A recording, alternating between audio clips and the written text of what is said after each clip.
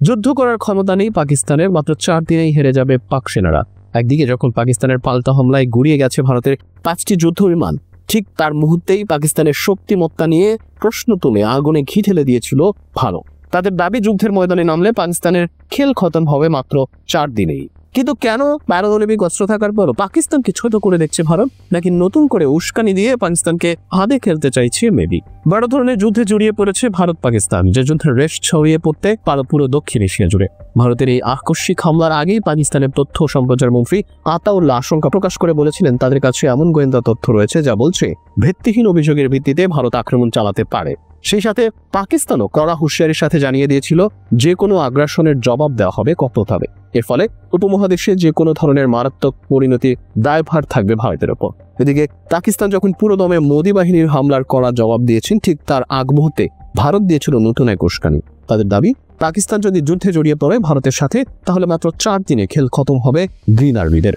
যুদ্ধ পুরো দমে শুরু হলে পাকিস্তানের কাছে যে অস্ত্রশস্ত্র আছে তাতে টেনে টুনে 4 দিন টিকবে পাকিস্তান। তারপরে তাদের আর যুদ্ধ চালিয়ে যাওয়ার মতো অস্ত্র থাকবে না। সেনারা তাই এখন থেকেই ভীত।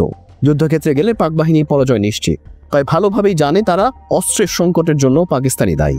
মোদী বাহিনীর দাবি, নিজের পায়ে নিজেই কুড়াল মেরেছে পাকিস্তান। সম্প্রতি ইউক্রেন ও ইসরায়েলের সঙ্গে অস্ত্র চুক্তি করেছে পাকিস্তান। নিজেদের কাছে যা অস্ত্র ছিল তা ইউক্রেন ও ইসরায়েলের কাছে বিক্রি করে দিয়েছে।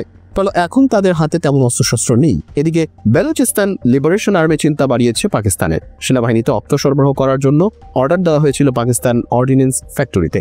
তারাও সেই অস্ত্র সরবরাহ করতে পারেনি।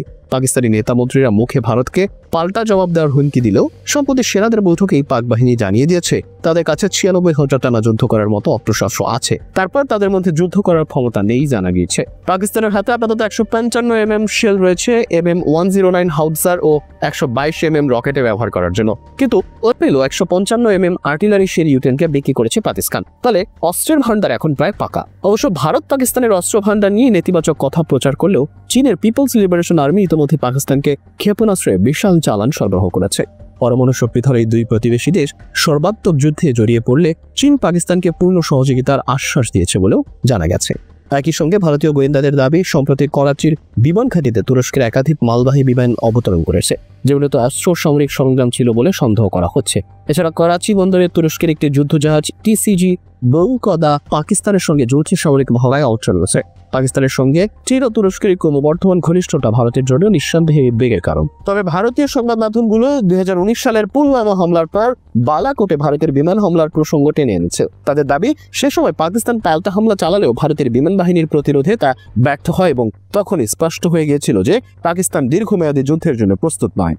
আবারও সেই একই বাস্তবতার মুখোমুখি হয়েছে পাকিস্তান।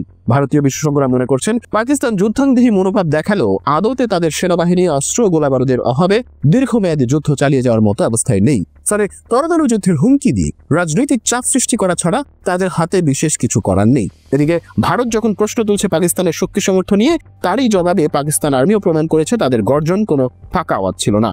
যার সবচেয়ে বড় উদাহরণ, এক হামলাতেই ভারতের সবচেয়ে আধুনিক যুদ্ধবিমান রাফাল গুড়িয়ে দেওয়া। তবে শুধু রাফাল নয়, পাকিস্তানের দাবি রাফালের সাথে তারা Su-30 এবং MiG-29 যুদ্ধবিমানও গড়িয়ে দিয়েছে। এছাড়া রাফাল ভূপাতিত করার দাবি ছড়ানোর পর ফরাসি যুদ্ধবিমান প্রস্তুতকারী প্রতিষ্ঠান দাসল্ট এভিয়েশন এর শেয়ার বাজারে বড়সড় ধাক্কা লেগেছে। কোম্পানিটির শেয়ারের দাম কমে গেছে 6%, যা সাম্প্রতিক সময়ে অন্যতম বড় পতন।